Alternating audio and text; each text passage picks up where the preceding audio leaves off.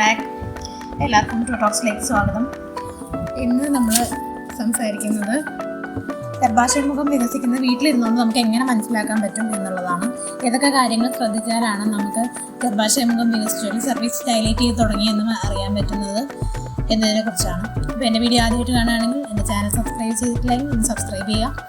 Video ഇഷ്ടപ്പെട്ടാൽ like ചെയ്യുക, share ചെയ്യുക, നിങ്ങളുടെ അഭിപ്രായങ്ങൾ കമൻറ്റ് ചെയ്യുക.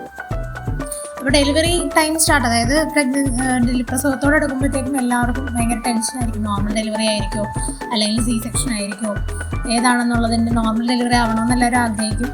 അപ്പം സി സെക്ഷൻ ആവാതിരിക്കാൻ എന്തൊക്കെ ചെയ്യാം, അല്ലെങ്കിൽ നോർമൽ ഡെലിവറി നടക്കാനായിട്ട് എന്തൊക്കെ ചെയ്യാം എന്നൊക്കെ ഉള്ള എക്സസൈസ് കാര്യങ്ങൾ ഒക്കെ നമ്മൾ അന്വേഷിക്കും അല്ലേ. എല്ലാവർക്കും ഈ സമയം ഭയങ്കര ടെൻഷനായിരിക്കും ഏത് രീതിയിൽ ഇത് അറിയാൻ പറ്റും. അപ്പം നോർമൽ ഡെലിവറി നടക്കണമെങ്കിൽ ആദ്യം തന്നെ കുഞ്ഞ് തല താഴേക്കുള്ള സെപ്പാരേറ്റ് പൊസിഷനിലാകണമെന്ന് നമ്മൾ എപ്പോഴും പറയാറുണ്ട്.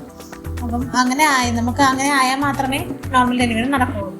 അപ്പം നമ്മുടെ ബോഡി തന്നെ നമുക്ക് പല സിഗ്നലിലൂടെ കാണിച്ചു തരും നമ്മുടെ ശരീരം നോർമൽ ഡെലിവറിക്കായിട്ട് തയ്യാറെടുത്തിട്ടുണ്ടോ ഇല്ലയോ എന്നുള്ളത് അറിയാനായിട്ട് കുറച്ച് ലക്ഷണങ്ങൾ കണ്ടു കഴിഞ്ഞാൽ നമുക്ക് അറിയാൻ പറ്റും. അപ്പം ആദ്യത്തേതെന്ന് പറഞ്ഞാൽ കുഞ്ഞ് തല താഴേക്ക് വന്നു, നോർമൽ ഡെലിവറി നടക്കാനുള്ള പൊസിഷനിലേക്ക് വന്നു, ഏകദേശം എല്ലാ കാര്യങ്ങളും ഓക്കെ, വേറെ തടസ്സങ്ങളൊന്നും ഇല്ലെങ്കിൽ നിങ്ങളുടെ വയറിൻ്റെ ഷേപ്പ് നോക്കി തന്നെ അറിയാൻ പറ്റും. വീട്ടിൽ മുതിർന്ന ആൾക്കാരുണ്ടെങ്കിൽ ഇപ്പോൾ അവർ പറയും വയറിടിഞ്ഞു എന്ന് പറയും താഴേക്ക്, അതായത് നമ്മുടെ വയറ് കുറച്ച് മുമ്പോട്ട് ആയിരിക്കും നേരത്തെ ഇരുന്നിരുന്നത്. കുഞ്ഞിൻ്റെ തല താഴേക്ക് വരുമ്പോഴത്തേക്കും ആ വെയിറ്റ് മൊത്തം താഴോട്ടും വയറിങ്ങനെ തൂങ്ങിയ പോലെ നമുക്ക് തോന്നും, വയറ് താഴോട്ടായ പോലെ തോന്നും. അങ്ങനെ വയറ് താഴോട്ടാവുമെന്ന് പറഞ്ഞാൽ ഡെലിവറി എടുക്കാറായിട്ടുള്ളതിൻ്റെ ഒരു ലക്ഷണമാണ്. അപ്പോൾ കുഞ്ഞിൻ്റെ തല താഴേക്ക് വരുമ്പോഴാണ് നമുക്കപ്പോൾ ബാക്കി മുകൾ ഭാഗമൊക്കെ ഒഴിഞ്ഞതുപോലെ ആവും, ഫുള്ള് വെയിറ്റ് താഴോട്ടായിരിക്കും. പിന്നെ അടുത്തതെന്ന് പറഞ്ഞാൽ വെജൈനൽ ഡിസ്ചാർജ് കൂടും. കാരണം പ്രഗ്നൻസി തുടക്കം തൊട്ടേ നമ്മുടെ സർവിക്സ് മ്യൂക്കസ് പ്ലഗ് വെച്ച് ക്ലോസ് ചെയ്തിരിക്കുകയാണ്. അപ്പോൾ കുഞ്ഞിൻ്റെ തല താഴേക്ക് വരുമ്പോൾ കുഞ്ഞിൻ്റെ തലയുടെ പ്രഷർ കൊണ്ട് താഴേക്ക് ആകുമ്പോഴും ഈ മ്യൂക്കസ് സർവിക്സ് കുറച്ച് ഓപ്പൺ ആകാൻ തുടങ്ങും. അപ്പോൾ ഈ മ്യൂക്കസ് പ്ലഗ് വെജൈനൽ ഡിസ്ചാർജ് വഴി ഇച്ചിരിച്ച് പോകാൻ തുടങ്ങും. പലർക്കും പല രീതിയിലാണ്, ചിലപ്പം ഒരു വലിയൊരു ജെല്ലി ലൈക്ക് മാസമായിട്ട് പോകും, ചിലർക്ക് ഇച്ചിരിച്ച് വജൈനൽ ഡിസ്ചാർജിൻ്റെ കൂടെ പോകും. ചിലപ്പോൾ ഒരു പിങ്കിഷ് കളറായിരിക്കും, അല്ലെങ്കിൽ ചെറിയ ബ്ലഡിൻ്റെ ചെറിയ കളർ ഉണ്ടാവും. പിന്നെ വരുന്നത് സ്പോട്ടിംഗ് ആണ്. വളരെ ലൈറ്റായിട്ടുള്ള സ്പോട്ടിംഗ് ആണെങ്കിൽ നിങ്ങൾ പേടിക്കേണ്ടതില്ല. പക്ഷേ എന്നാലും ഇച്ചിരി കാര്യമായിട്ടുള്ള രീതിയിൽ ബ്ലീഡിങ് പോലെയൊക്കെ തോന്നുവാണെങ്കിൽ നിങ്ങൾ ഉടനെ തന്നെ ഡോക്ടറെ കാണണം. പിന്നെ വജൈനൽ ഡിസ്ചാർജ് മറ്റു കളറിലോ അങ്ങനെയൊക്കെ എന്തെങ്കിലും ആണെങ്കിൽ ഇൻഫെക്ഷൻ്റെ സാധ്യതയാണ്, അത് നിങ്ങൾ ശ്രദ്ധിക്കണം. പിന്നെ അപ്പം വെജൈനൽ ഡിസ്ചാർജാണ് അടുത്ത ഒരു കാരണം. അത് കഴിഞ്ഞ് പിന്നെ നമുക്ക് കാണാവുന്നതെന്ന് പറഞ്ഞാൽ നിങ്ങൾക്ക് ഈ അടിവയറിൻ്റെ ഭാഗത്ത്, അതായത് ഫോൾസ് ലേബർ പെയിൻ എന്താണെന്നുള്ളതിൻ്റെ വീഡിയോ ഞാൻ ഇതിനു മുമ്പ് ചെയ്തിട്ടുണ്ട്, അതിൻ്റെ ലിങ്ക് താഴെ കൊടുക്കാം. അപ്പോൾ അതൊന്ന് അറിയാത്തവരത് കണ്ടു നോക്കുക.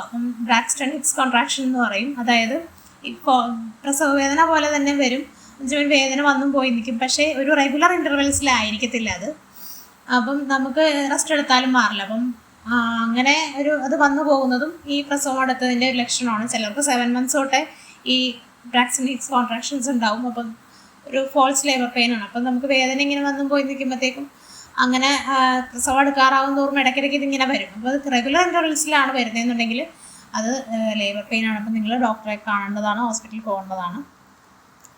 പിന്നെ വരുന്നതെന്ന് പറഞ്ഞാൽ ചിലർക്ക് പ്രഗ്നൻസി പെയിന് മുന്നേ തന്നെ ഫ്ലൂയിഡ് പോകാറുണ്ട്.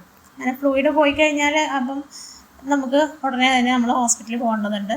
പിന്നെ നമ്മൾ ഈ ചെറിയ രീതിയിലൊക്കെ ഡയലേറ്റ് ആയി തുടങ്ങി എന്നറിയുമ്പോഴത്തേക്കും തന്നെ നമ്മൾ എന്ത് ചെയ്യണം, നല്ല രീതിയിൽ നടക്കണം. രാവിലെ 1 മണിക്കൂർ, വൈകിട്ട് 1 മണിക്കൂർ നിന്ന് കളക്കിന് കൈ വീശി നല്ല രീതിയിൽ നടക്കണം. അങ്ങനെ നിങ്ങൾ നടന്നു കഴിയുമ്പോഴത്തേക്കും വയറിൻ്റെ അടിയിലൊരു പ്രഷർ വരാനും കുഞ്ഞിന് താഴേക്ക് ഇറങ്ങാനുള്ളൊരു സ്പേസും കിട്ടും. നിങ്ങളുടെ പെൽവിക് ഫ്ലോർ മസിൽസ് ഒക്കെ സ്ട്രെങ്തൻ ആവും. പിന്നെ നിങ്ങൾക്ക് പെയിൻ വരുന്നതെന്ന് പറഞ്ഞാൽ ഈ ഫോൾസ് ലേബർ പെയിൻ വരുന്നത് അടിവയറിൽ, നടുവിന്, പ്രൈവറ്റ് പാർട്ടിൻ്റെ ഭാഗത്ത്, പിന്നെ തുടയുടെ അവിടെ, അങ്ങനെ ചുറ്റുപാടും ആ പെൽവിക് ഫ്ലോർ മസിൽസ് എല്ലാം നിങ്ങൾക്ക് വേദന തുടങ്ങും. കാരണം ഈ സർവിക്സ് വികസിക്കുന്നതിൻ്റെ ഒരു ലക്ഷണമാണ് ഈ ഇങ്ങനെയുള്ള പെയിനും കാര്യങ്ങളൊക്കെ വരുന്നത്. അതുപോലെ നിങ്ങൾക്ക് നടക്കുമ്പം എന്തോ ഒരു ഭാരം പോലെ തോന്നും, കുഞ്ഞിൻ്റെ തല താഴേക്ക് നിന്നും നമുക്ക് ആ കാലിങ്ങനെ അകത്തി വെച്ച് നടക്കാനുള്ളൊരു ടെൻഡൻസി വരും, അല്ലെങ്കിൽ ഇങ്ങനെ കുത്തി വലിക്കുന്ന പോലെ, തടയുന്ന പോലെയൊക്കെ നമുക്കിങ്ങനെ തോന്നും കുഞ്ഞിൻ്റെ തല താഴേക്ക് വരുമ്പോഴത്തേക്കും. അപ്പോൾ നിങ്ങൾ നല്ല രീതിയിൽ നടക്കുവാണെങ്കിൽ സർവിക്സ് ഡയലേഷൻ പെട്ടെന്ന് നടക്കും. നിങ്ങൾക്ക് ഒരുപാട് നേരം ലേബർ പെയിൻ എടുത്ത് ടൈം ആകത്തില്ല.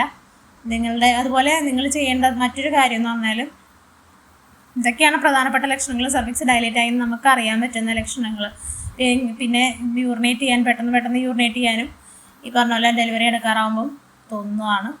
പിന്നെ നിങ്ങൾ ധാരാളം വെള്ളം കുടിക്കുക, നല്ല ആക്റ്റീവായിട്ടിരിക്കുക, പറഞ്ഞ പോലെ നല്ല രീതിയിൽ നടക്കുക. അപ്പോഴത്തേക്കും നോർമൽ ഡെലിവറി നടക്കാനായിട്ട് ശരീരം കുറേയും കൂടെ ഇതായിട്ട് പൊരുത്തപ്പെടും. അപ്പം വികസിക്കാനും അതുപോലെ ഇടുപ്പിലും ഫ്ലോർ മസിൽ സ്ട്രെങ്തൻ ആവാനൊക്കെ നടക്കുന്നത് വളരെ ഹെൽപ്ഫുള്ളാണ്.